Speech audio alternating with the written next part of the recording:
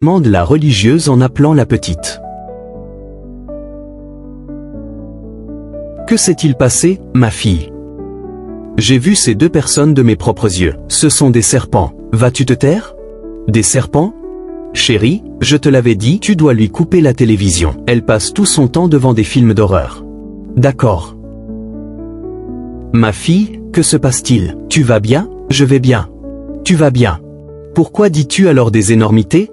Attendez, attendez, je veux mettre quelque chose au clair. Ma fille, ne t'inquiète pas. Je vais gérer. Donc, vous pensez tous les deux que la petite ne sait pas ce qu'elle a vu? Les parents disent ne pas comprendre, mais la mère précise que la religieuse ne les suivait sûrement pas. Elle dit que sa fille était très sérieuse dans ses accusations. Regarde-les bien. Je connais cette dame depuis très longtemps.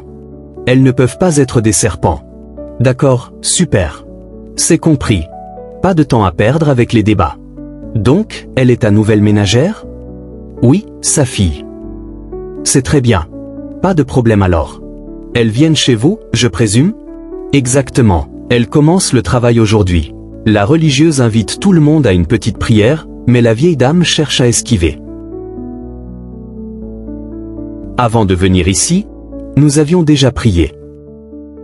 Maman, voyez-vous, ma belle-sœur ici présente aime trop la prière. Chaque fois qu'elle vient ici, elle doit prier.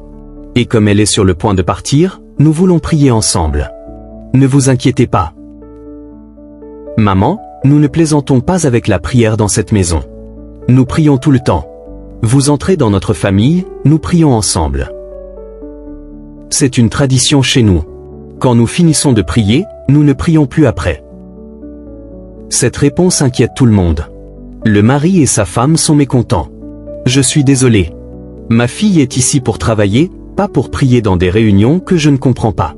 La vieille dame n'est pas du tout d'accord et refuse catégoriquement. Si c'est la règle, nous ne sommes plus intéressés. Juste à cause d'une prière?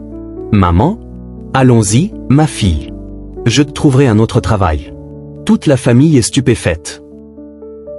Elles sortent de la maison et se volatilisent.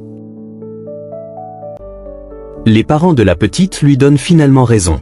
La religieuse conseille alors au couple de prier davantage, sans forcément attendre sa présence. La femme explique qu'ils sont souvent très occupés, c'est pourquoi ils avaient fait venir la fille pour s'occuper de la petite. Mais le père réalise qu'il est temps de trouver du temps pour sa fille et de s'occuper d'elle. Il promet à la religieuse de remettre de l'ordre dans les choses. Il demande à la petite de leur pardonner de ne pas avoir cru en elle. Si vous